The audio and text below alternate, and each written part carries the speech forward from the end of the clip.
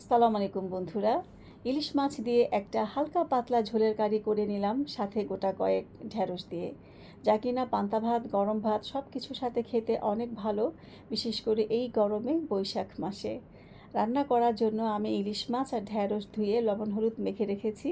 আর এই রান্নাটা আমি করব পেঁয়াজ, কাঁচামরিচ, গোটা সরিষা একসাথে পেস্ট করে নিয়ে।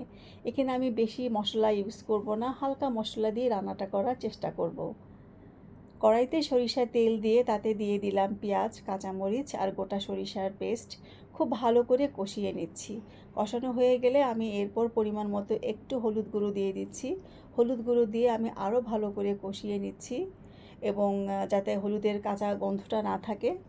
তারপর আমি পানি দিয়ে, একটু সামান্য পানি দিয়ে আরও ভালো করে কষিয়ে নিচ্ছি। যত বেশি কষানো হবে তরকারিটা খেতে ততই বেশি মজা হবে।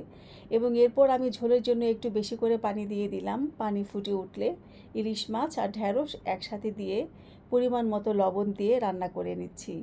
আর এই হালকা মশলার পাতলা ঝোলের কারি বিশেষ করে ইলিশ মাছ দিয়ে বেশি মজা হয়। আমার রান্নাটাও প্রায় কমপ্লিট।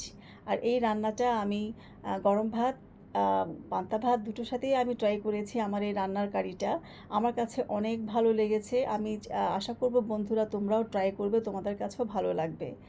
আর সবাইকে নববর্ষের শুভেচ্ছা জানাচ্ছি। শুভ নববর্ষ। তোমরা সবাই ভালো থেকো, আমার জন্য বেশি করে দোয়া করো। আল্লাহ হাফেজ। আসসালামু আলাইকুম।